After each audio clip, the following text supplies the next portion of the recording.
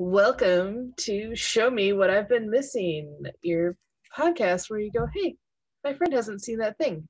Well, I'm going to make him watch it. With your host, Elizabeth, and Chris Mack. What's going on?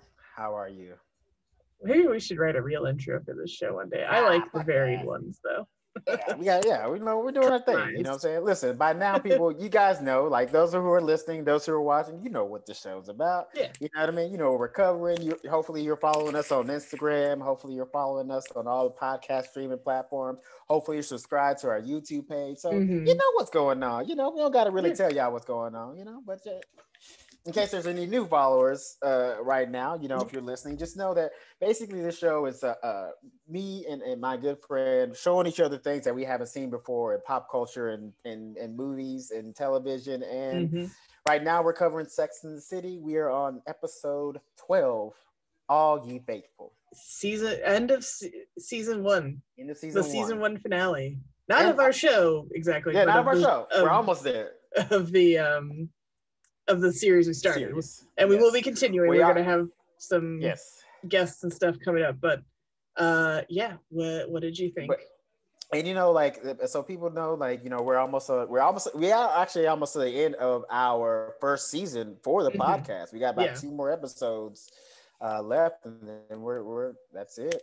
So first off, I want to say thank you to those who have been listening, those who have subscribed to our page, those who are, you know, following us on Instagram. We appreciate the support so much. We know there's like literally millions of podcasts out there for you to listen to, and we're glad that you chose us as at least one of the ones that you might be listening to, if not the only one. So we really appreciate that big time. Like, honestly, the support that we've gotten so far is crazy. So far, like, lovely. Yeah, like I didn't. And according to the analytics, mostly ladies. So thanks, ladies.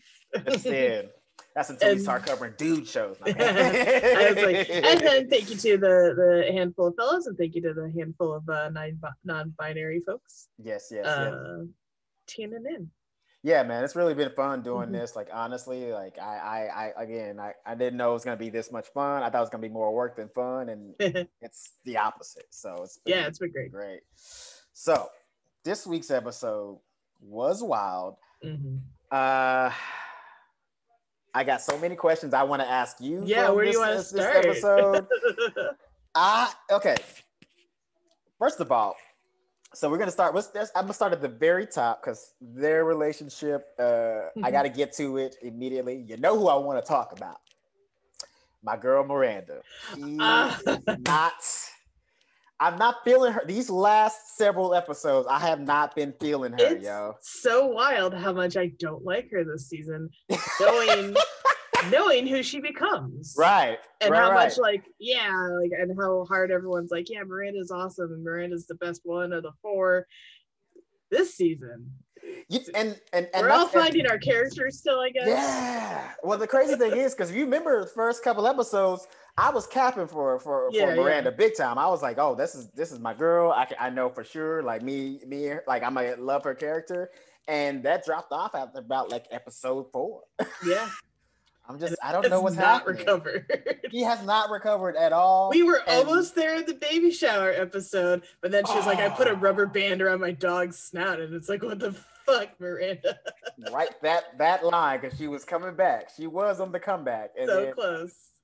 She just, man, it's wild. Sorry, I got like this weird lens flare going on. Got my JJ Abrams. No, you're just in Star Trek. Trees. Yeah, those if you you know what, you guys have been so supportive, you know, I decided, you know, throw some effects on y'all. This is a fucking Hype Williams video back in the day. This only works if you're watching the YouTube, which you should, because we're expressive. We are not stone faced during this. True, the video's worth it too. But yeah, it truly is like a music video going on right now. I literally got a strobe light going on. It's because like my window has a tree right in front of it, and it's like the wind is blowing and hitting the light, so I'm just like cascading all over the place.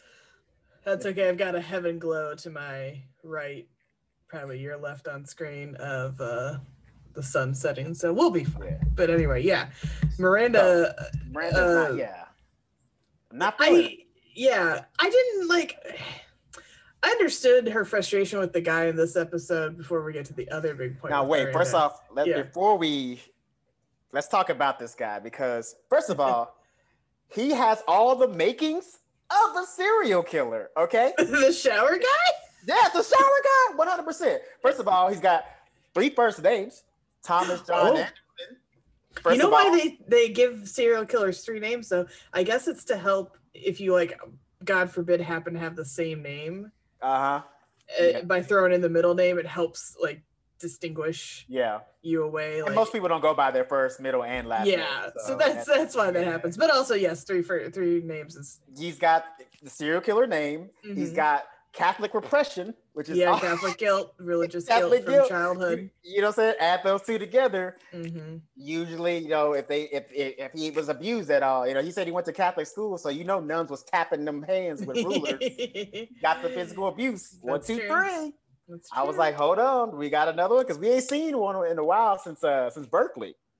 Barkley, excuse me. I keep saying Berkeley. I think of another show, but like Barkley, last time we saw a potential. So I was like, first of all, when they said his name, when Carrie was talking, you know, the little narration, she said his name. I was like, oh, he likes to take a shower immediately after sex. Murder much? Like, you know, he's like trying to get the evidence off. I didn't get the murder vibe, but I see your point. No. I didn't get that either. But the same token, that's how it always starts. You ever watch every documentary? We never saw it coming. Like nobody ever. He was so nice. He just had this one weird quirk, and then it spun out of control. You know what I'm talking about. I don't even gotta say no more. But so let's talk about this dude. He hops straight out of the shower every single time they have sex. Now, let me ask you this first. Mm-hmm. Is that offensive? I think because it's just so immediate, like he won't even like cuddle or anything after. And like they've clearly been together and like doing this pretty regularly. And she even tries to be like, hey, like just hang here for a minute. Cause I think because the connection is broken so quickly, because sex is an intimate thing. Yes. And when he comes, and then he's done, he like boom, immediately like ejects like he's a fucking astronaut. And so that's kind of, I think, a little I get her frustration because it's like people like cuddling after and whatnot, and it is also sort of like the sense that you're being told in a way that you are gross or unclean and he needs to wash unclean and he has to immediately wash you off of him. That's a little I think that's a little like okay. That's fair. That's fair. I was, you know, at first I was kind of just like my immediate thought was clearly a serial killer, but I guess in this show there aren't any, but there are. They just go uncaught, right? They're just sex crimes in the city. Sex crimes in the city, never forget. I forgot. I've been having those hashtags. So at first I was kind of like, it's not that weird, but I can see that. Like, first of all, too, the concept itself is not weird to shower after. Not. That's like totally normal. And in fact, I think, if you're a girl, you're definitely supposed to pee after. That helps prevent infections and things like that. Like you should definitely like clean up after, but like it does not have to be the second like the scene of life pops out. Well, that's the thing too, and it's the thing to me that made it weird. It's not the showering after; it's the immediate shower. Like as soon as he busts a nut, he's like, "All right, I gotta go." And then him like the excuse behind it, I understand it, but also it's just like mad weird because like I never get that about people who are repressed like that. This is why it's like the very serial killer because it's like so you have this Catholic guilt that sex is a sin, but you still have sex, but then immediately regret it after. So like. Why are you still having sex? If you feel that way about sex, or if that's how you've been felt to, or been taught to believe it or look at it, why are you still having sex? Like, I would be trying to figure my mental shit out before having sex. You know? It's like a weird, like, it's not really a bad thing, but you've also got like this in the back of your head that it's a bad, sinful thing. Yeah. And it probably wouldn't even be a big deal if she had tried to like shower with him. That probably would have been like another intimate thing they could do that, maybe is not cuddling. but you know, still like being together after the fact. Yeah. But she doesn't try it, which I get. Like you don't always have to put in all the effort. Sometimes other people should try. Yeah, no, but that another thing too, that I mean, on a lighter note about his whole get in the shower immediately.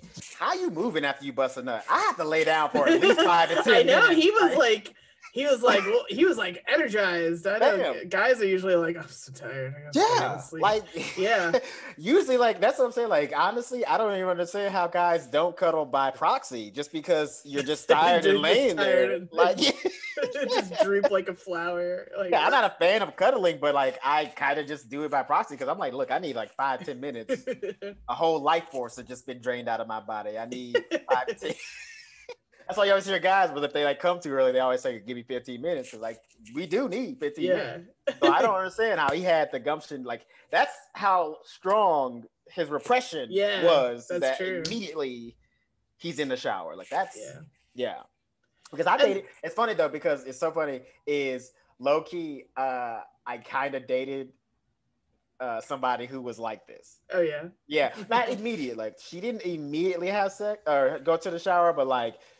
Give or take a few minutes after we do it, she'd go in. And she's also was raised Catholic. She wasn't religious, but she was raised Catholic. Well, that was my confusion too. Is I'm assuming he was not like still practicing as like not like a regular church neither goer. Was she. Yeah, neither was she. That's the impression I got, but it was still like a hang up he had from when he was. What do you call it? So. Yeah.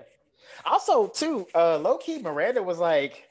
A little bit shitty about it in the sense of super like, judgmental, yeah, super judgmental. She was just like, oh, if I'd have known he was a Catholic, I never would have dated him. What kind of shit is that? Yeah, like you want to make sure there's a few big things you want to make sure you're on the same page with somebody with, or at least like understand. Right. But yeah, you shouldn't be like, oh, they're Catholic, get out of here. Right, like I would understand, or Jewish, or Muslim, or whatever. Right, yeah, and like, you shouldn't hold anybody like accountable for religious. But I understand if it would be okay for her to have that kind of mindset if she was a super religious person. Like if she was not super religious, but she was like more religious, right? She was raised Jewish, because I know a lot of people who are raised Jewish, and they may not be hardcore practicing, but they do prefer to marry somebody who is of the same faith. It's important. Same thing with Christianity. A lot of Christians don't date somebody who isn't a Christian because they want to share the same faith, which I get that. But at the same token, when you ain't religious at all, how are you gonna hold that standard out there? Like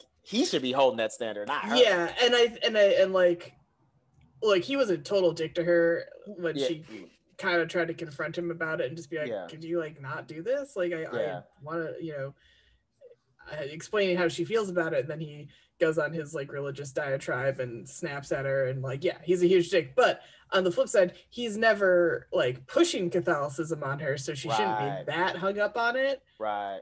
Like I wouldn't count anyone out, but I'm not a religious person and it's not an important thing to me. And if it was something important to a future partner to the point where they'd like want me to like convert or something, I don't know if it would work but that's a bigger conversation, I know. I actually have had that experience because I've dated girls who were Mormon and they wanted me to like convert to Mormonism. And here's the thing, I tried. I ain't gonna bullshit you. I tried. I sat through a few sessions of like Mormons and shit like that. No offense, Mormons. It ain't for me, y'all. It's just too, but it's like it's for lack of better words, and I'm not trying to be mean, but it just you ever hear something and then you're like, oh, this is a con. Like this ain't somebody trying to get something from me. This ain't, you know what I mean? Like this ain't the real thing. You know what I'm saying? And I guess maybe because Mormon religion is not as old as like Christianity, so like you can do research. Stuff. Yeah, you can do a little research and be like, oh, this is bullshit. But I have girls. I had dated girls who wanted me to be Christian, which I was technically raised Christian. I was technically raised in a Baptist church, but since went away from that practice. But girls are raised Christian, Catholic. Everybody seems to want a Buddhist. A girl try to convert me to Buddhism, which I'm cool with that. Low key, cool. Yeah, it's like because it's not really a religion, it's more of just a practice Mm-hmm. of like a good well-being and positivity and like treating others well. I can get behind that, Yeah. but also the way she was into it, I was like, nah, it's too much. I was raised nothing. Although I had my parents continued, they were both raised Catholic, so I would have likely been raised Catholic as well had they Yeah. bothered. But we didn't. Right. So there you go. Good for you, man. Honestly, because I mean, and that's why I low key was like, oh, or not okay, but like I understood, Thomas.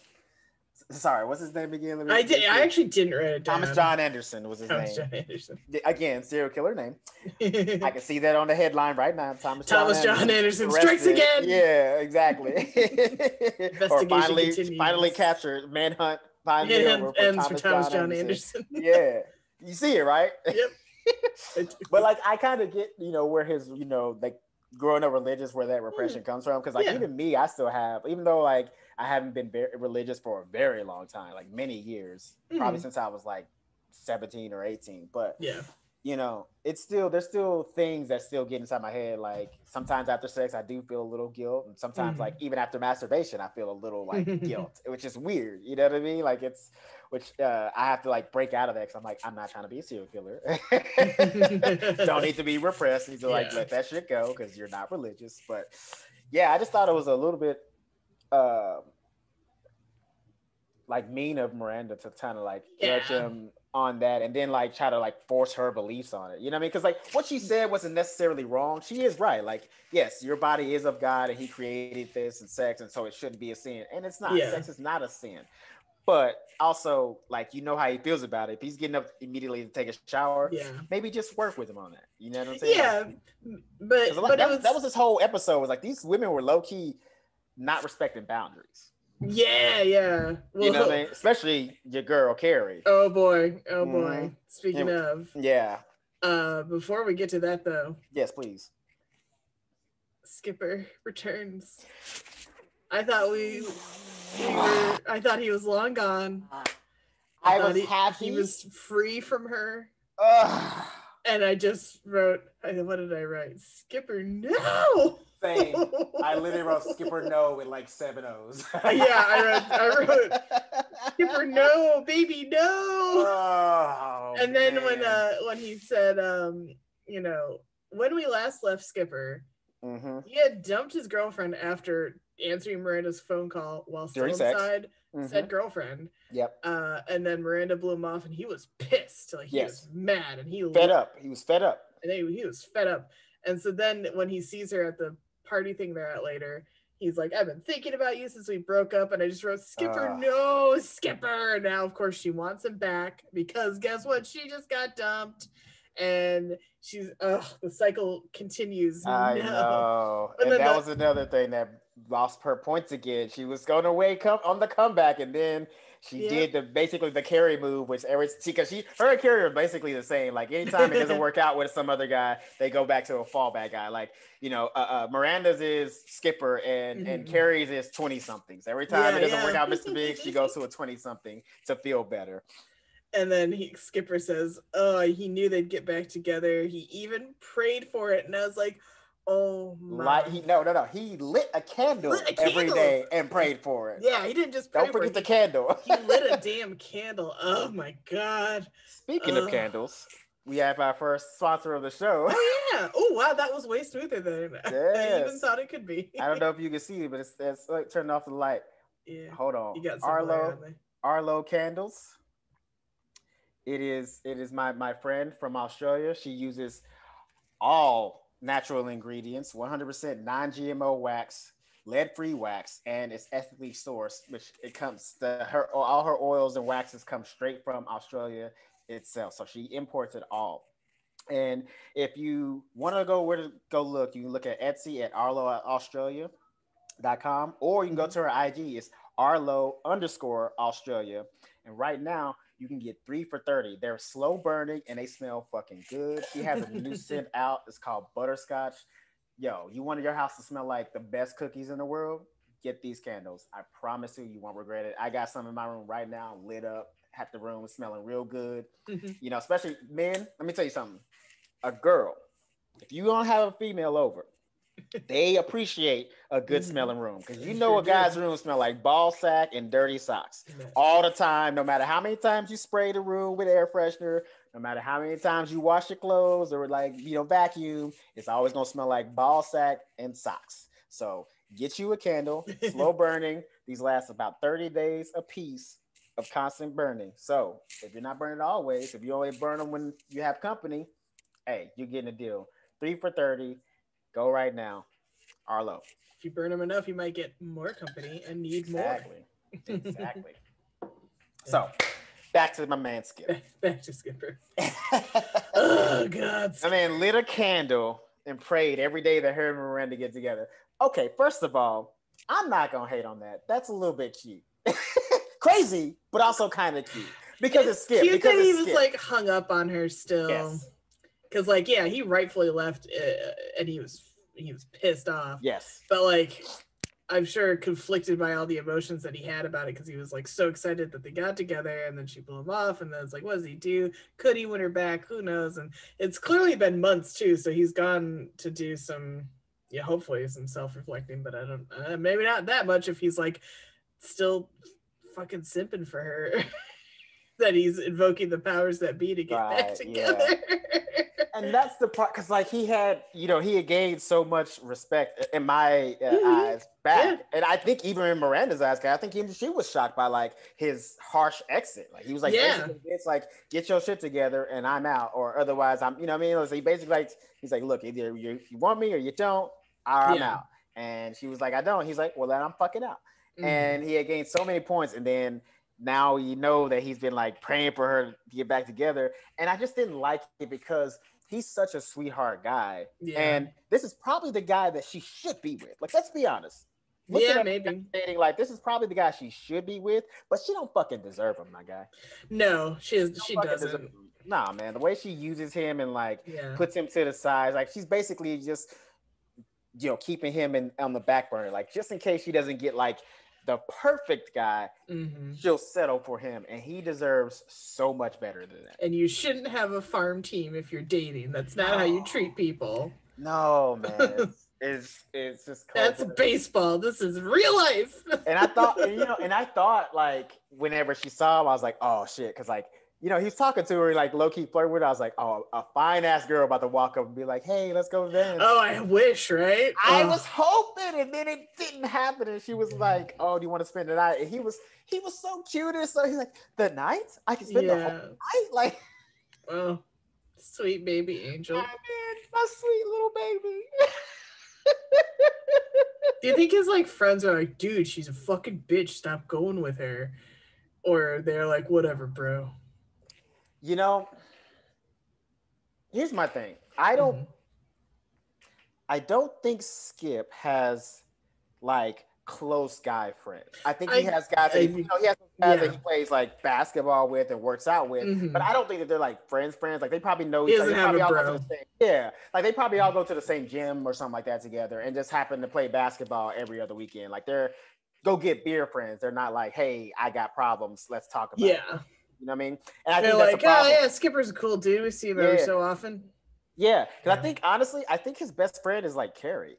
I think so too. Yeah. So, and of course, Carrie being friends with Miranda, if he goes, he can't ask her for advice really, because like at the end of the day, girls are always gonna be loyal to girls. So, and unless they're like being a really big piece of shit, but like even then, most girls will be like, I gotta be loyal. Even though but Carrie's still gonna be like, well, I don't agree with Miranda, but I still gotta take her side. Yeah. And so he can't ask her for advice. And even if he did, again, like I said, she'd be loyal. So maybe he should talk to Stanford more. Stanford's the one who invited him to this party. Maybe he should talk to Stanford more.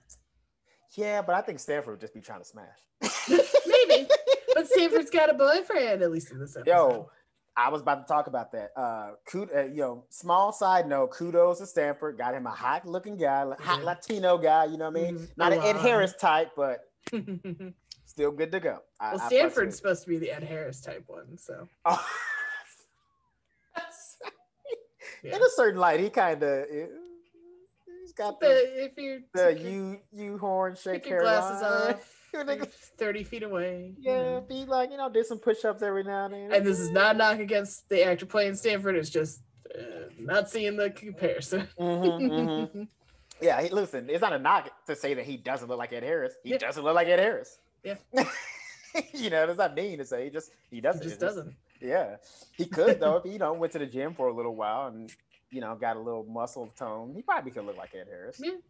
Ed Harris is like a tall, like, pretty stout looking guy. He's not like, The Rock big. Yeah. You can tell he pushed the weights from time to time in his life.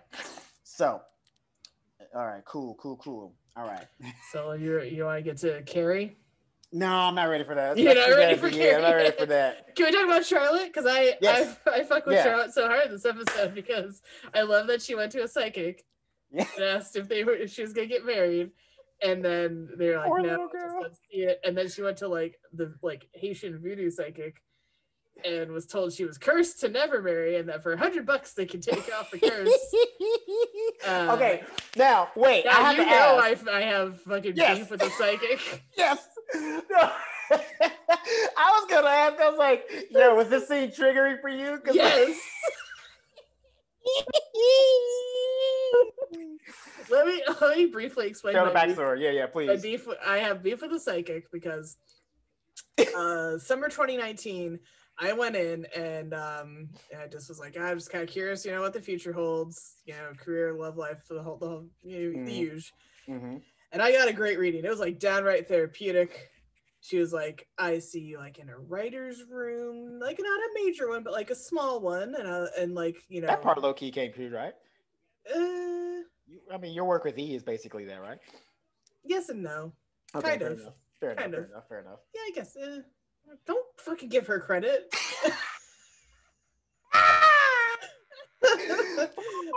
I'll shut the fuck up. Tell the story. I'm sorry.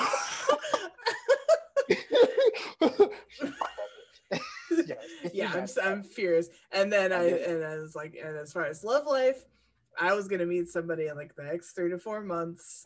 And she did preface it with look, this is kind of what I see. None of it happens without your actions. Okay. This is okay. Right? Nice caveat, nice little addendum there. It's only a prediction.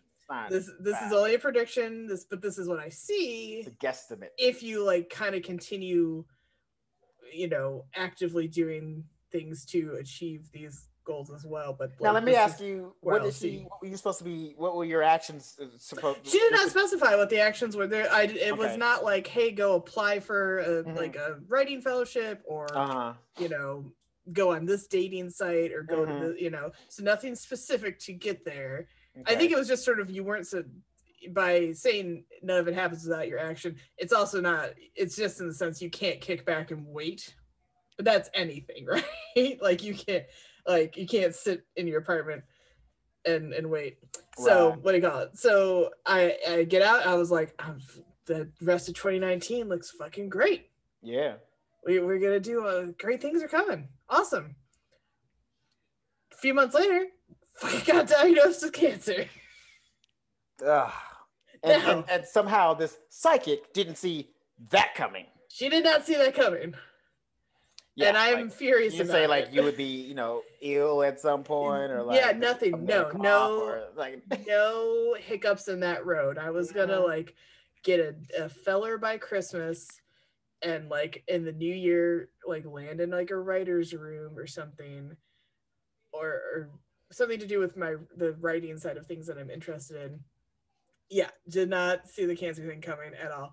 And I the second day in the hospital, I was like, fucking bitch didn't see this coming.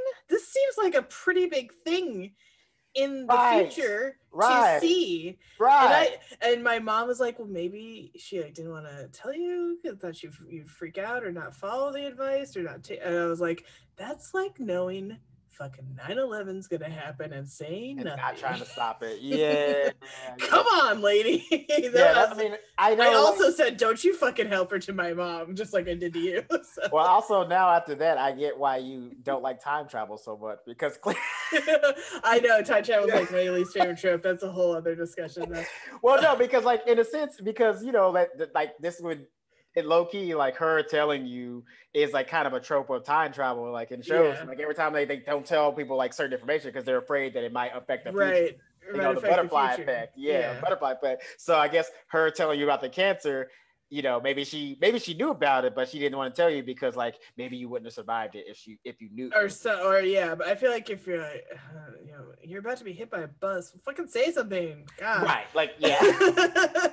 So I have major beef with the psychic. She also didn't see the pandemic coming, so fuck her on that too. So yes, I still like psychics because I went to a tarot card reading earlier sometime last year too, and that was good too. That was a little different though because that wasn't like, oh, this is what's going to happen. It was just sort of like, you know, here's what you drew, much like Charlotte drew tarot cards in her thing, and it's like, here's what you drew, and he asked questions, and I couldn't. That's part of what they do is they ask questions almost like a therapist in a way to like get you to think of an answer. And so what, like I got one card that was like, you know, financials will be good. I was like, great. Another card was about someone from like the past kind of coming back into my life more for like a business thing almost, not even like a relationship, like, oh, someone who liked you in the past will come into your life. And I was racking my brain, and I told the guys, like, I cannot think of anyone who would be coming back into my life in this sense. And he was like, all right, you know, that happens sometimes. It's not always clear. You won't know what it is. And so we just moved on to the next card. He didn't try to be like, well, maybe it's, you know, make things up. He just was like, all right, you know, fine. That's what it is. And then I forget what the third card was. Well, let me ask you this. Did that happen? No one like a childhood friend from home. The only other thing was like a bond deepening, which it kind of like, it was always tight with my best friend from back home, but we talk a little more now since I did get sick like more regularly since I've been sick, and maybe that's all it was. Okay. But it was sort of like you're going to engage with them more, and again, maybe that's what it really was. But at the time, I like didn't know what it was and couldn't think of it, and he was like, all right, yeah. And I drew like one extra card about like coming to like a crossroads of decisions. That was interesting. So, but again, that hasn't really exactly come up either. So, okay. So I think I might like tarot cards better. Yeah, because that seems like more of a. It's not. It's like. I don't want to compare it to this because it seems insulting, but I'm not trying to insult it. But it seems like more like fortune cookie-ish. You know what I mean? Like. Oh, tarot cards? Yeah, like tarot, like giving you like positive affirmations more than just like predicting the future and what's gonna happen. Right. Although there was a separate time I did a tarot card reading, and this is when I still lived in Michigan. I'd worked on a movie, had not been paid for like the last 2 weeks of work, and was like wondering what I was gonna do about that. Did I want to try to go to small claims? And I laughed super hard because I went to there was like a store that did, you know, Wiccan stuff and pagan things and whatnot with my friend in college, and they drew 3 cards, and one of the cards was the justice card, and the woman said, well, normally this is not like literal justice. I was like, stop you there. It is. I haven't been paid for work recently, and I'm considering legal action. And she looked like totally like, what? Never happens. And I was like, all right, thank you. And I like walked away, and she was like, whoa, like totally thrown off because like they always show in movies the death card and the tarot card comes up in like a scary situation. That's actually, it's not about literal death. It's it's about change, which is, you know, but it looks scary and intense. I mean, it's got a fucking Grim Reaper on it with a skeleton face. The skeleton and the dark armor is like standard drawing. So I get like why people would be turned off, but it's, because the main cards are all a wheel, and so it's like a wheel of life kind of thing, and you know, seasons come and go and so on and so forth. And I don't know as much about the suits and all of that stuff, but but I like that Charlotte went to multiple ones, and then they were like, we can remove the curse for money, and she had enough sense to be like, I'm not getting the affirmation I need out of this, and so I'm gonna just keep on keeping on and hoping for the best. Yeah, I mean that's what life is. Yeah. You know what I'm saying? Like you gotta have faith that good things are gonna happen to you. Like I'm not saying that you gotta just sit in your house and wait for that phone call. There are things that like even me as an actor, like I still gotta audition. I can't just sit at home and like just think somebody's gonna call me up like, hey, we want to put you on a TV show. Like that's not how it works. But at the same token, like you can't. That's why like I don't really. I thought about going to psychics when I first got to LA to see like what maybe they can tell me what my future is gonna be like if I'm gonna be famous or anything like that. But like you just kind of have to have faith that like you're making the right moves to make the things that you want to happen in your life happen. You know what I'm saying? And that's her whole thing because like she really wants to get married, but low key.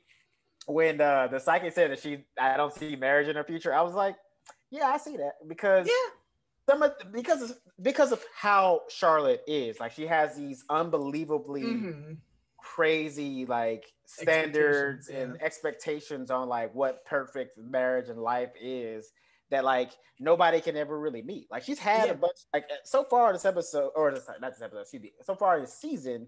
I think she's probably had the best luck when it comes to guys. Like, other than the fact that they wanted to do something that's like a little bit more sexually advanced, you know what I'm saying, than what she's ready for. Other than that, they all seem to be pretty good guys. Yeah, all theoretically marriage material. Yeah. At least by her standards, too. People, like they fit all the boxes, except that they just like wanted to put it in her butt. Like, that's, you know what I mean? Like, which, listen, if that's the only problem you have, you good money. You know what I mean? Like you could probably totally bag that dude and be married and give him a little butt on like every 6 months or something. I don't know. On special occasions. Special occasions, yeah. Yeah, so like that's why when the psychic said that, I was like, I mean, she might be right. Yeah, it's almost like you want it too bad, and so you're kind of almost repelling the idea, the energy of it in a way. Well, that too, and like the way, like again, the way she like sees relationships and stuff like that. As a guy on the outside looking in, being in a relationship like that, if a guy kind of picks up on those things and those expectations, that's a lot of pressure. Yeah. And I'm not saying it's just guys. Like even I think if a guy was Charlotte in this situation and doing that to a woman, like even if you do want to get married, like that's still a lot of pressure because basically it's like, hey, it's either you or bust. Like, you know what I mean? Like you got to be perfect. And when I was in college, I had the one college boyfriend and there's another guy I talked to where I think we kind of thought we might vibe, but it didn't because he was like, I need to get married like right out of college. My parents were married right out of college. I need to do it. And I was like, I don't. Right. Wow. I was like, we literally will be 22 and you're like, I gotta like lock it down, start pumping out kids. Like, no. What the hell? Yeah. And so, and I don't know, I think the one guy, not the college boyfriend, well, he ended up with a girl. I think they both eventually got married not too long after like me interacting, and eventually I moved here to California. Right. But and there's nothing wrong if that's what you want, but like that was not what I wanted. It's not even it's nothing wrong with not a right, but like don't, if you're trying to force it, like, you know what I mean? Yeah, they weren't, in that sense, they weren't reading me and what I was clearly interested in wanting to do. They weren't reading that element of me correctly at all. Like, yeah. I mean, because like I said, like even if you want to be married and stuff like that, but like it's all about timing and stuff like that. But if I'm with somebody that's like basically like, look, either we get married or nothing, like that's a lot of pressure to put on somebody. Like that's a lot of pressure for me. Even if I wanted to be married, it's like I basically have to be like your perfect person. Otherwise, I'm gonna lose you. And who wants that kind of pressure? You know what I'm saying? That's like some like who wants to be a millionaire pressure. That's like you get to the $1 million, it's like, all right, if you get this wrong, all the money's gone. Like that's a lot of pressure to put on somebody, And so, but that's why I think Charlotte so far, going into the next season, she's gonna have some issues with guys, and and here's the thing too, she's gonna have to like, let some things go. Yeah. You know what I mean? Like be more, for lack of better words, I don't want to say settle, but just be more reasonable. Yeah. Be more realistic. A little more flexible. Yeah, a little more flexible, a little more realistic. Yeah. Like, you know, if a guy has 9 out of the 10 traits that you want, yeah, be okay with that. You know, if they're not 10 out of 10, it's okay. 9 out of, you know, and because like yesterday too, it's like, all right, well, you know, I know a lot of people, especially in our world, even too, like, you know, they're like, well, you know, I can go find a 10 out of 10.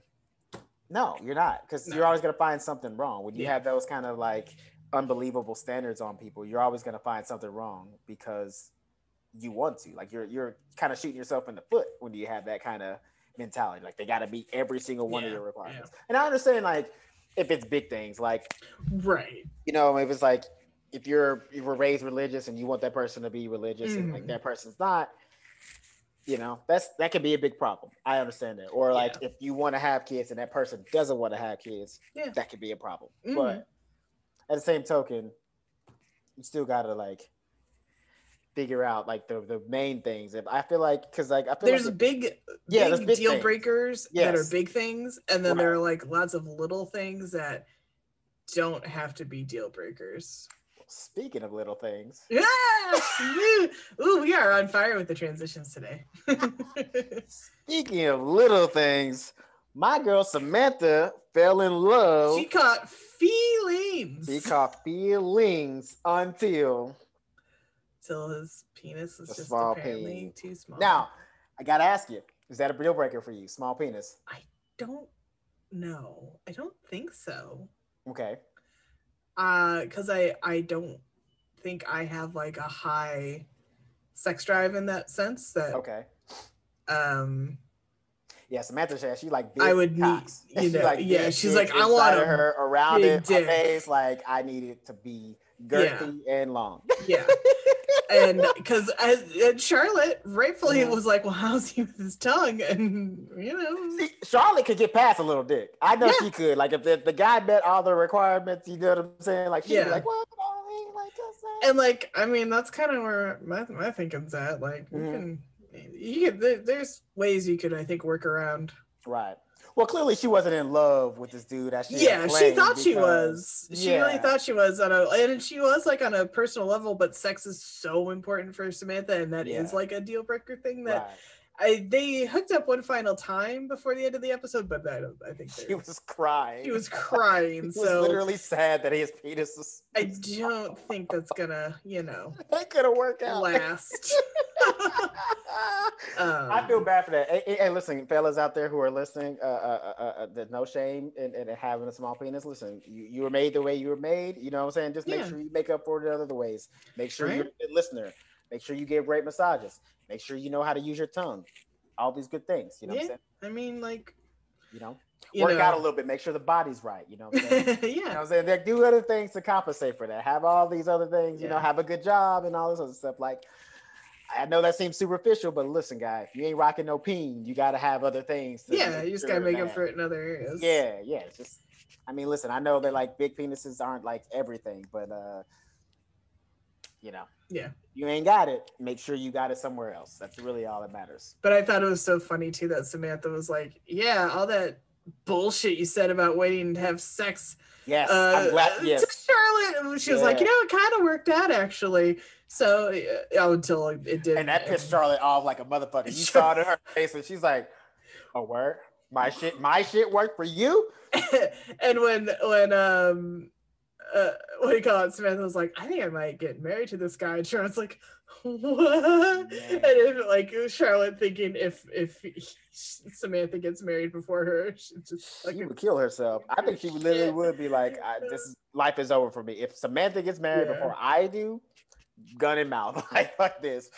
Yeah. And I liked when they met in the bathroom and Charlotte let out like, I'm so happy for you, like the fake I'm so happy for you, and then of course Samantha was actually crying because his dick was too small. Super fake. And she seemed a little bit, she was enjoying it a little too much. Even when she was like in a bathroom trying to be supportive, like, oh, what about his tongue? Is he good with his tongue? Like, Also, too, that's not a very Charlotte thing to say. So I know that was very. That's why I feel like it was fake. You know what I mean? Like she was trying to use Samantha's reasoning. It was like a mix of being fake, but like wanting to help her friend out and being like, what's another thing that she could? Oh, I know. I'll say this, like, just so I seem helpful. But I swear to God, if Samantha gets ready before me. Yeah, I mean, listen, in low key, I kind of feel Charlotte on that because of who Samantha is. I don't dislike Samantha at all. I'm just saying because of how she is. Like, if she were to get married before Charlotte, I think the world would implode. Yeah, because Samantha's been very clear that she doesn't do relationships, and she was surprised at herself about how she felt about this guy and wanting to be in a relationship with him. Yeah, and it was, but. You know, I wanted to get back to this because it came up again, and it was a casual mention, but unlike there was an episode about it. But like the whole sex on the first date thing, like I can't believe that this subject came up again. We're still in that era. Yeah, it was like kind of in a positive way, but also still in a negative because it's like, didn't you say it was bullshit anyway? And then like she did. I think does it. I think she was just willing to try it because she felt so differently about this guy, like from their interaction and like. Well, also too, she's never done this before, so. And she's never done it, and she's never had that kind of like lengthy discussion. It sounds like with a guy like walking, they close down the club and they go out and are walking through the city at night. It sounds like she's not quite really had that kind of deep connection with someone, and so. Because that's so different, I think she was willing to try something different for her to just kind of maintain it. Well, I ain't gonna hold you. The dude's I can't remember his name, but when he approached her table, I was like, yo, this dude mad creepy. Like I don't know if he was supposed to be smooth. I didn't feel smoothness from that. Like, I didn't get smoothness myself. I'd have been like, can I speak to a manager and get this guy away from my motherfucking table? Like also the funniest part on their like long, late night walk was they were eating Krispy Kreme donuts. Yeah. And I thought that was so funny because like New York has a million late night places and probably late night bakeries, and you can get all manner of like really good food. And he was like, way better shit. You got to try these glazed donuts. I was like, Krispy Kreme donuts are not that good. They're not good at all. They're not that good. They're not good. Krispy Kreme and Dunkin', overrated, yo. Yeah, overrated I've had better donuts from like small bakeries. Yeah. Hands down. Real talk. Yeah, absolutely. The ones that are big names that you just like find on the corner somewhere down the street from your house, those are the ones that are like the most fire donuts. Yeah. Like like every once in a while I'll be like, God, I really want a donut, but I'm like, I'm not going to Krispy Kreme. There's no Dunkin' near me, and they're okay. Like you said, they're okay. They're not great. Dude, I'm like, I don't know where to get donuts here. Which is weird because there's a million donut places here in LA. I was driving my brother around the first time he was here. He's like, what's with all the fucking donut places? I can tell you, where do you live? I'm in Sherman Oaks. Sherman Oaks? Okay. I've been ordering from them a couple times, but I can tell you a great donut spot. Hang on, let me look at it. It's called Dad's Donut and Bakery. Great donuts. You can get like a mixed dozen for like $13. What's the name of it again? Dad's Donut. Okay. Dad's Donut and Bakery. Right. Little free plug for y'all. Dad's Donut. Yeah. Hook us up with a dozen if you. Oh my God, please do, because I've been really, really wanting like good. They have great donuts, and like I always get and the thing is too, like I always get the half dozen mix. Yeah. And it always different, and I always, I like an apple fritter. I know everybody kind of hates on the apple fritter, but like I get one. You're like, more for me? Yeah, because like apple fritter low key is basically like 2.5 donuts. Yeah. If you really think about it. So you get way more donut per capita in an apple fritter than you would in any other variety, unless it's like an eclair or something, Yeah. So. Like even that Voodoo Donuts place. They put too much shit on their donuts. How am I supposed to eat this? Yeah, I don't need all the excess like pretzels and cocoa. Yeah, like Skittles. 8 pounds of cereal. Like I just want a little icy. I want a donut. Too much. Yeah, you're doing too much. Sprinkles if I'm feeling crazy. It should be in the ice. All the flavors should be in the icing and in the dough. If those two things aren't kicking and you got to add extra shit, then you ain't really doing donuts. Mm-hmm. And Voodoo Donuts is like kind of a novelty anyway. That's like one of the places you go when you visit LA and go to like Universal that's where you go is Voodoo Donuts because they have they got the big, Simpsons donut and all that other shit. Oh my God, I did buy one of those Simpsons donuts with what do you call it? I've done it twice, but with a group of people because we're like have to. And because you die if you try to eat that thing by yourself. That is like a 5-person operation bare minimum. I think that donut, I think all the ingredients and everything, I think that's like a pound of food, real talk. Yeah. It's a lot. Because my aunt came here with one of my younger cousins and we took another cousin to Universal and she was like, this donut is insane. Yeah. Again, it's not bad, but it's also like not that great a donut, right? Because it's like a giant mass. It's a novelty, novelty donut. You're getting it to say that you take a few pictures with it, and then you like share it with 5 people or throw it away. Yeah, I know. Well, yeah, I swear, like the group, everybody took like a decent sized chunk of donut, and there was still donut left, and everyone's like, I can't. Yeah. I can't eat any more donut. Yeah. But I don't want to waste our money. See, that's my thing. Like, I would split with 5 people, but low key I would take the rest home because like I just can't waste food. I'm from the hood, so like you don't is not a thing. It's a sin. Like, it truly is. And it's also like I get like the way that we waste food here already. I get why people from other countries hate us because like we have game shows that like we literally waste. But that's the funny thing though, speaking of donuts, is that I like clearly she must have really been into this dude because Samantha, who's very, for lack of a better word, superficial and body conscious and making sure she's, eating donuts is usually a that's no-no letting the for guard people down, like her. Yeah, it's letting the guard down. But 1, eating in front of a guy. Mm-hmm. Because she don't do that too often. And then 2, you're eating like this sugary, fattening dough. It can be messy. Your face gets messy. Your hands get messy. And she was mad when she found out he had a little dick. She was like, "Motherfucker, I ate a donut for you. I ate a motherfucking Krispy Kreme donut in front of you. What the fuck? you gonna make me eat a donut and you gonna come in here with a little ass dick? How dare you? How dare you, sir? Who do you think you are? Let me speak to your manager. Let me speak to the manager of this Krispy Kreme. But yeah, I mean, I feel like if you are a sexual person, small penis, I guess, would be a deal breaker, especially if he's not good in any other area. Yeah, and if you're not sexually satisfied and you're going to be sexually frustrated, you're likely to cheat too, maybe in that scenario. Oh, Samantha was for sure cheat. Yeah, and if she stayed with him. If she stayed with him, yeah, she would definitely cheat. Yeah. But I think she would also do the right thing. Like, she wouldn't. I think if she did cheat, she would probably come back and be like, "Look, I cheated. We got to break up." Yeah. You know what I mean? So at least she would be wrong or cheating, but she would at least do right by telling him and breaking it off. Mm-hmm. Yeah. And yeah. So, all right. All right. Now we can talk. This is our. It's big. It's big. It's big. Mr. Big. Mr. Big. Now, those who have been listening on a regular basis know how I feel about this character. Mm-hmm. And for those who are listening for the first time, which is weird that you're on episode 12, but well, not our episode 12, but this season's episode 12. Mm-hmm. Anyway, yeah, I don't like this dude, but again, man, I'm not gonna lie. These last couple episodes, he's had valid points. He's been winning.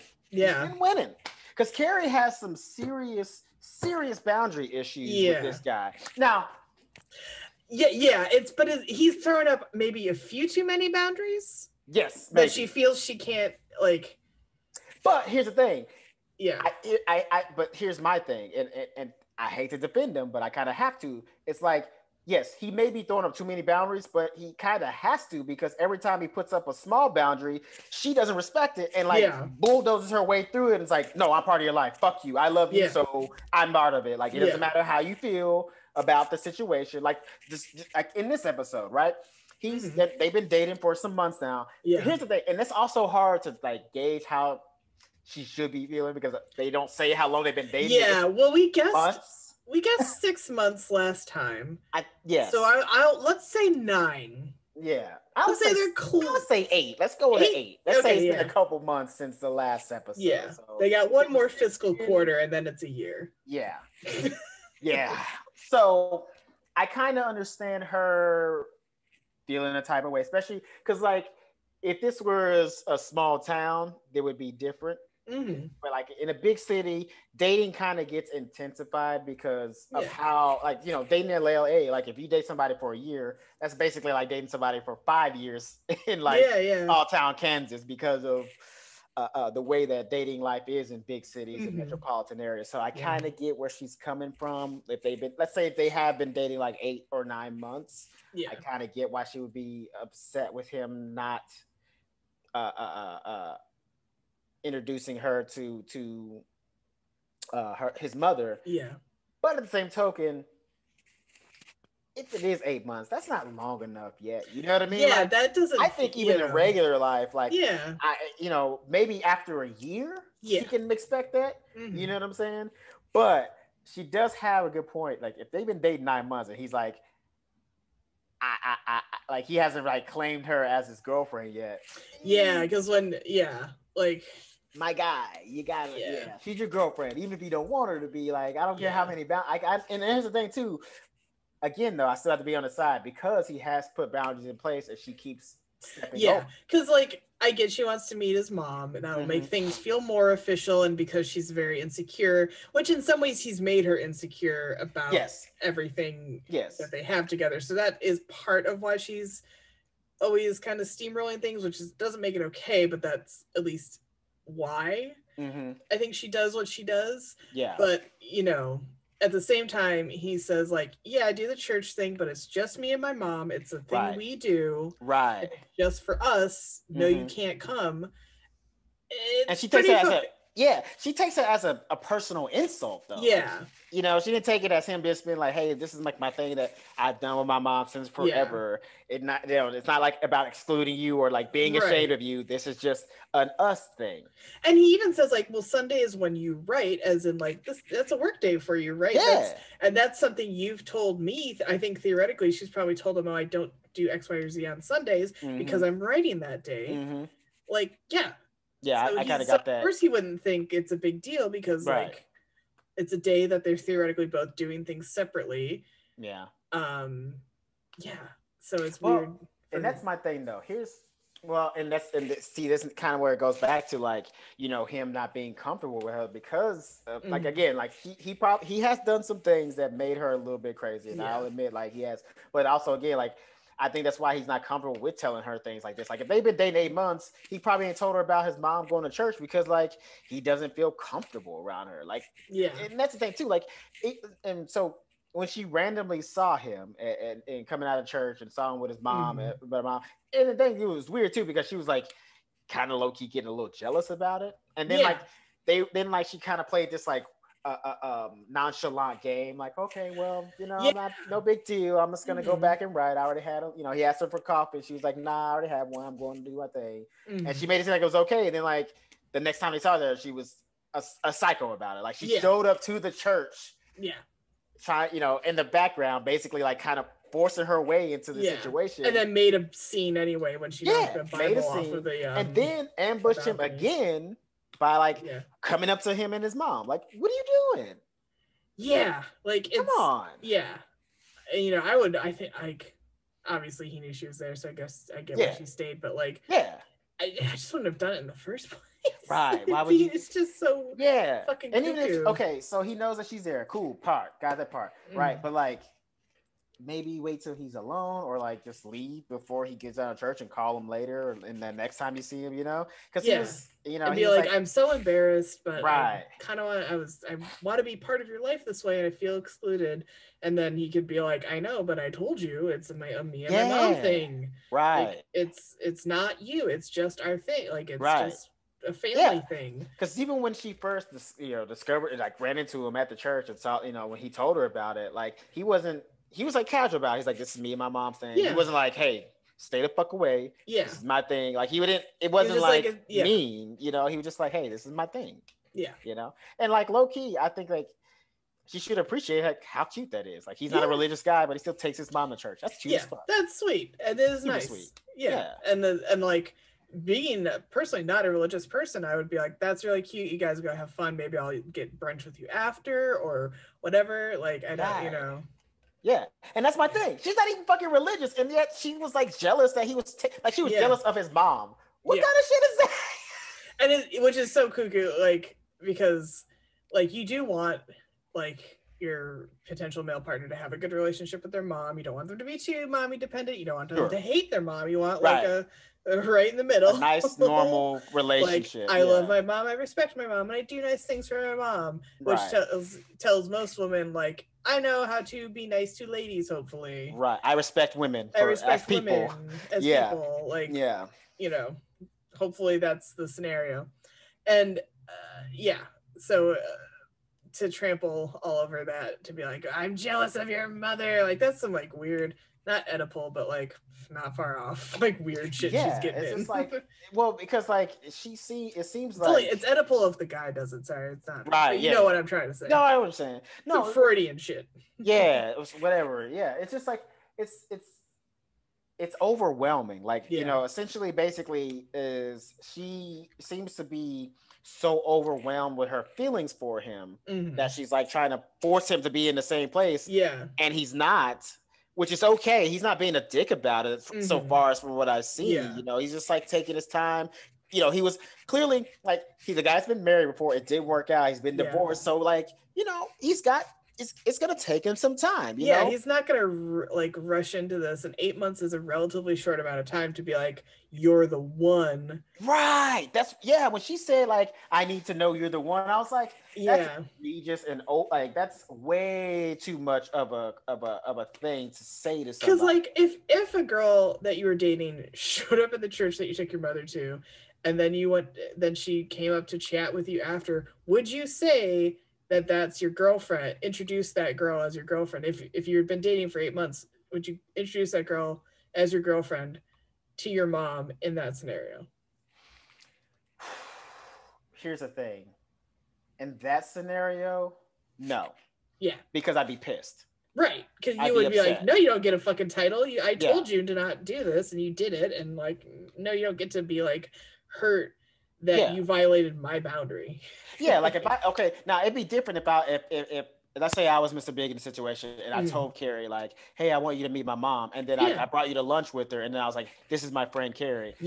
That's different. He wasn't ready for her to meet his mom. She forced her way into meeting him and caught him off guard. So of course he's gonna say friend. Like he's flabbergasted. He's like, he wasn't ready for this. He wasn't planning on you meeting his mom today. Because if he had, you would have been sitting with them, not in the bleachers like a fucking psycho.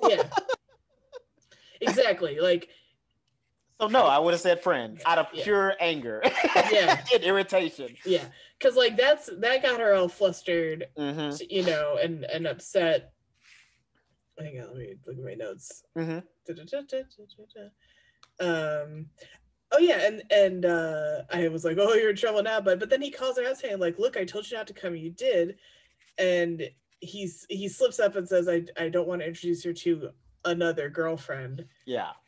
And not want to introduce her till he's sure, and that upsets her even further. Yeah, the idea that she's another girlfriend. Well, yeah, you're always somebody's another whatever. Like, right? Yeah, like the guy, you know, it was like, what is he? You think after he got divorced, he just sat around not dating anybody? Yeah. Like, and you know he's dated other bitches because 2 episodes ago you was mad at him for dating other bitches, so you know he's been out here in this dating game. So you think you're the first girlfriend he's dated since he got divorced?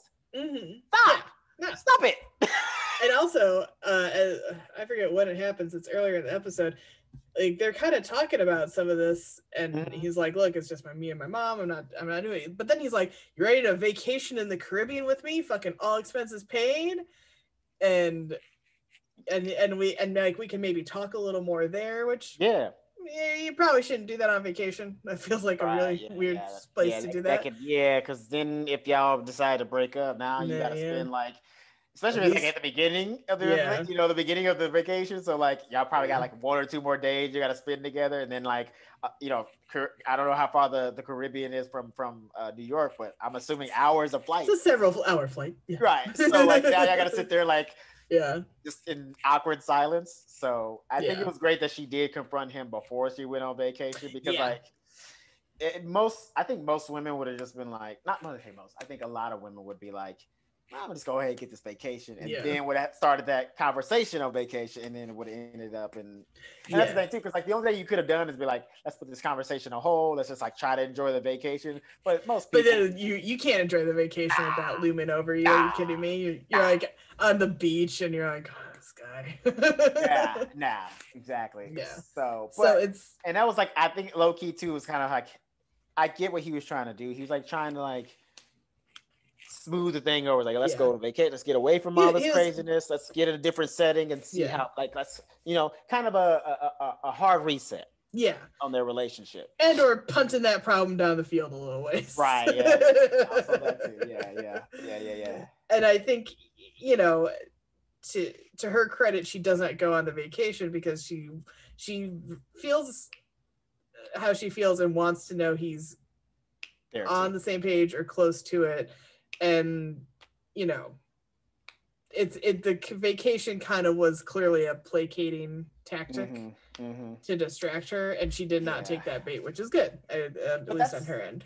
That's good on her part. I gave her credit for that. But it's also, that's not fair how she was kind of, what I mean? Because like, all right, listen, it's not necessarily a negative thing if you fall in love with somebody and they're not there yet. Yeah, it's not, it's not his fault that you fell in love with him. Like he wasn't like, unless he was doing some kind of like massive manipulating thing to like make you believe that you were in love with him. Right. If that was like the plot of this episode, then I could see that. But like, he just, taking his time. He's trying to, open up slowly and gradually. Pace, and like, just because you feel that way about somebody doesn't mean that they have to say it back. Like, just because you say I love you to somebody and they don't say it back, that doesn't necessarily mean that they don't want to be with you. It just means that they're not ready to say it yet, and that's not a bad thing. And she takes it as like a personal insult that like she's in love and he's not. He's like, I mean, obviously he likes you.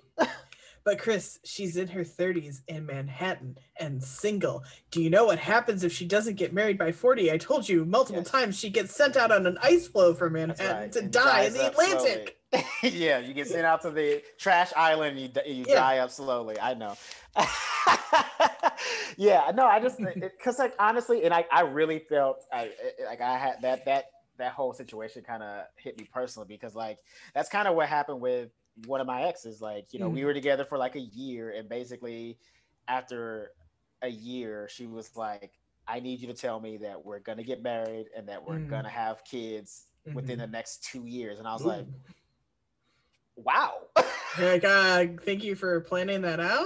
Right. And I was in my head, and like, obviously we broke up as season X, but like, in my head I was just like, how could you, like, that's such an unreasonable request. How could I tell you that? I told her, I was like, look, I see us being married, but as far as like having kids and starting a family, also within the next 2 years, that's insane. We live in LA. Like, not only, no, here's what she did. The whole thing was, within the next 2 years, we were supposed to be married, living by the beach, and starting a family within the next 2 years. How expensive the beach is? Bitch, thank you.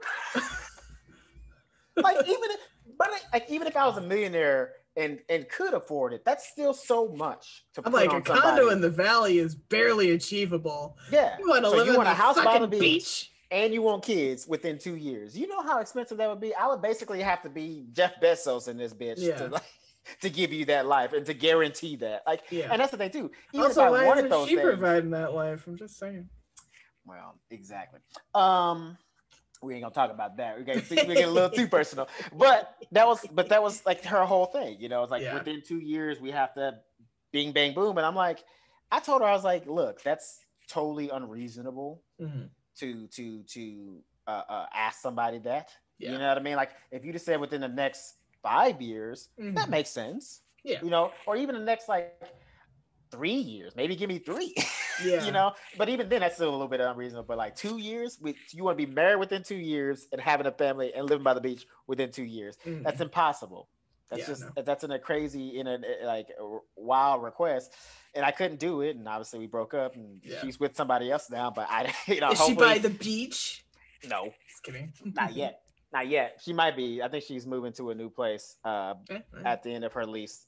But I don't know if he's going to be moving with her. I don't know. They kind of, I don't know what their relationship is. We haven't spoken in a very long time. So, but it's probably for the best. Probably for the best. Yeah. But yeah, I that kind of request to put on somebody. It's like, how can you? She was like, okay, even 8 months in, right? You dating this guy, y'all spend a lot of time together. That's great, but like, how can you honestly know that he's the one and then expect him to feel that same way and then be upset when he doesn't? Like that whole break, like they should break up, period, because they're obviously not meant for each other. I know they end up together later. I've seen some of the clips from like the movies and them together, so I know they end together. But like, this breakup is kind of all on her. Like, she wouldn't respect his boundaries, she wouldn't be patient with him, and she basically just like forced herself on him. And also, go ahead. I was gonna say, and also, like, I understand she wants him to say that, but he's also shown, not in the past few episodes, but like when things started, that he's like a playboy and like not quick to, say things or agree to things. So I think, like, he's kind of shown who he is. Yeah. So for her to like expect something different is like wishful, somewhat naive thinking on her end. Yeah. I mean, here's the thing. People do change, people do mature and stuff like that. But like, everybody's different. It takes people a little longer in some places. Some people get there a lot quicker. Obviously, she's ready for that relationship a lot quicker than he is. And here's the thing too. He's not at no point has he ever given any indication that he wasn't, at least after the whole fiasco with her running into him and like all the other women that he dated. Like, once they established that if they're just dating each other, he hasn't shown to be any signs of like, trying to pull back or trying to get out of the relationship or trying to like, still be the wild playboy that he was when they first got together. He's shown actually a little bit more maturity through this relationship at a slow pace, and she just like not accepting it. She's not okay with it. Like, it's not fast enough for her. She needs it to happen. Like, so basically she's like, hey, if you don't marry me within the next quarter, the next fiscal quarter. Yeah.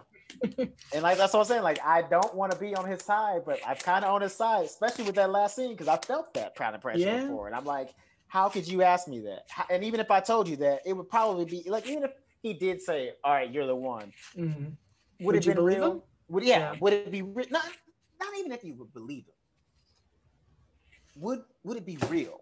Yeah. Fuck if you believe him or not, because like, I feel like Carrie at this point probably just, if he said yes, because I mean, low key, my ex, when she was like, she like literally asked me like, could you just lie to me and just say that we are? I was like, no. I'm not gonna lie to you. I respect you and I love you too much to lie to you about some shit like that. So I feel like if he'd have been like, okay, yeah, you're the one, she would have been like, cool. But like, again, while she heard those words, she probably would have went back and been like, he was probably lying, because he probably was. When you force somebody to basically give you that kind of answer, they either can tell you the truth and be like, nah, like he did, or be like, yeah, for sure, and then think back later and feel that pressure and probably end up breaking up anyway. Yeah. So, yeah, shit's I want them to stay broken up, because clearly they aren't made for each other.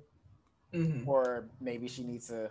Maybe there's a little bit. I think the crazy thing is he's older than her and stuff like that, and it kind of like these last few episodes kind of shows showing, like she's not.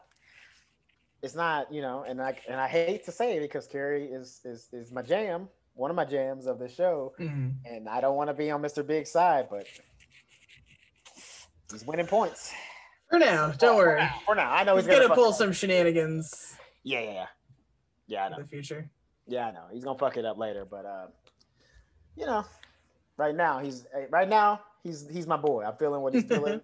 I felt that kind of pressure, so I'm like, and I respect it too. That, because here's the thing too, and another thing too, is like, he's a playboy, or he was kind of a playboy, but like him being honest with her when she asked him to, tell her if she's the one, that shows so much maturity compared to when we first saw him. Like, because he would have been like, of course you're the one, absolutely. Right. And they would have went on that vacation. He would have fucked her a bunch of times, and then they would have got back. He'd have been like, actually, he's like, here's the thing.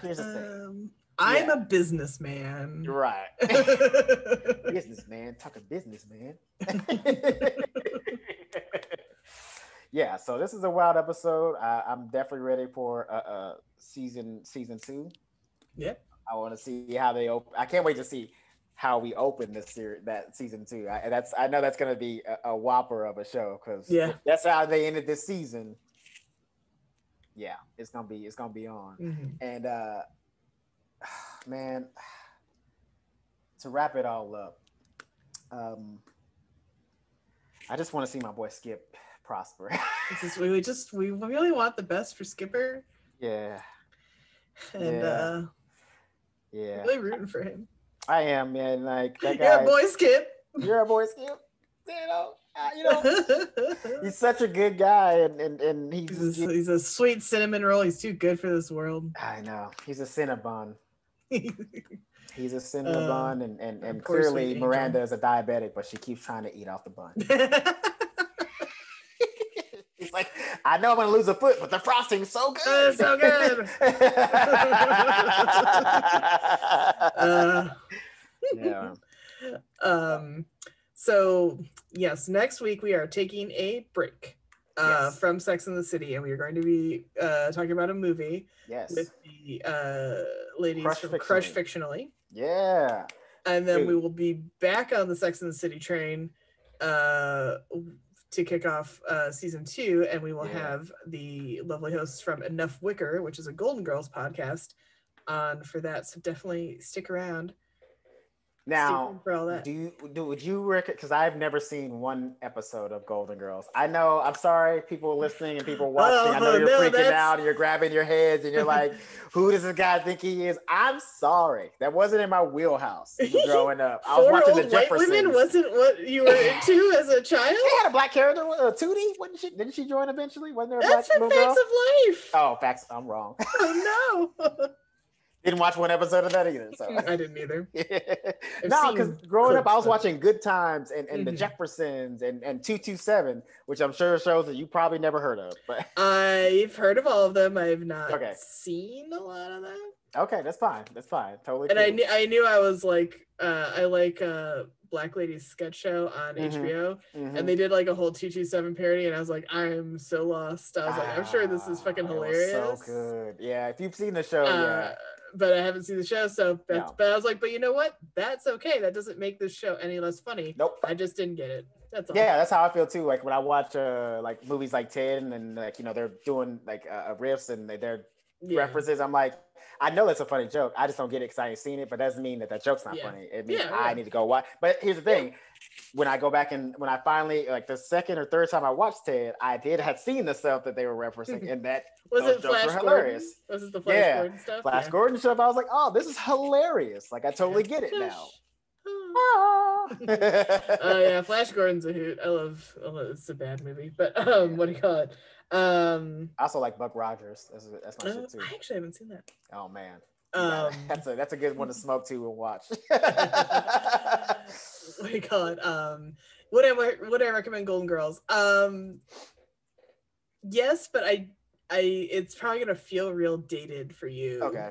And I think I just have like a soft spot for it because I'd watch it like as a kid in like syndication and like kind of enjoy it. I mean, there's funny line. It's still a funny show. I just don't know if you'll like go through every episode. Yeah. Okay. But should I watch like an episode or two just to kind of get the feel of it, maybe? Yeah, because you know what's interesting is I think we kind of talked with them in our emails as we were setting up the recording date. They're Enough Wicker, they are very like academic in their approach, like to the show, and they were even mentioning like, oh yeah, there's 4 characters on Golden Girls, 4 on Sex and the City. There's 4 archetypes that they have really kind of fits into. There's like the slutty sexy one, the sweet naive one, the like sarcastic one, and your main one. And both shows have some crossover in that sense. Okay, cool. Yeah. Maybe I know I got also that fucking theme song is just so goddamn good. The theme song I fucks with. I know that. Yeah, I know the theme song. I've heard that over and over again. I think I actually have the theme song in my Spotify liked playlist, which is weird. I've never seen one episode, but it's just such a damn good song. Like it is. They were guests on our other podcast on TMI, and I felt bad, but it's true. Like I had to be in the hospital for chemo stuff, and it was like the middle of the night. They come in and wake you up all the fucking time in the hospital, so you're not getting a lot of rest. So it was like 1 a.m, and like on Hallmark Channel, the first thing I heard was like, "Thank you for being a friend," and I was like, "Oh hell yeah!" Well, that's that's it, because that's the thing too. Like you could like low key from like the 70s, 80s, and 90s, you could put television show theme songs in your playlist because like they were actually good songs. I don't know when the theme song of TV shows like left, like the whole idea of theme songs. Like 70s, 80s, 90s, them songs were like, especially the the late 80s, early 90s shows, them songs were hard as fuck. Yeah, like the Friends theme song is great. Golden Girls theme song is great. Family Matters, Step by Step, like that raspy voice dude, like he was killing the game in theme song shows. Day by day. So Elizabeth, tell the people who are new to the show right there, are listening right now, where they can find us. They can find us. The easiest way to find us as a show is just to go to Instagram and look for Show Me What Pod, right? Just Show Me What Pod, not podcast. Either way, you'll find us, and then that will take you to all the other places you can find us, like Twitter and YouTube, and we're on Spotify and Apple and all your major podcast platforms, thanks to the lovely people at Anchor. What a great system that is. It is so beautifully easy to use. I love it. Not a sponsorship. Just want to throw that out there. I think I also legally have to say it after praising them. And then you can find just little me at Elizabeth Movies on Instagram and Twitter. Chris, where can they find little you? Little old me, you want to look for me individually, you can find me at Mack Diddy Combs, MackDiddyCombs on Twitter and on Instagram. And if you want to look me up on Facebook, if you're still using that, just Chris Mack, I'm sure my face will pop up. And also, guys, remember, if you want your house smelling like beautiful, delicious nature and cookies, go to Arlo Australia, Arlo ARLO _Australia on Instagram. Hit my friend up, DM her, get you your 3 for $30. You won't be disappointed. I promise you. Do they need to mention that? Do they need to mention us to get? Yes, you know what? Hey, mention us. Tell her that you heard about her coming from us, and she might hook you up with a discount. I'm not gonna say she is, but she might. Wink, wink. All right, so that's it. Thank you guys for listening. We can't wait for the next episode. Trust me, it's gonna be fun. The Crush Flicks and the girls are super hilarious. They're so great. And we can't wait. That's going to be our season ender, and we're going to come out with a bang. So thank you guys for the support so far, and just keep supporting us because we're going to keep bringing you shows. Latest.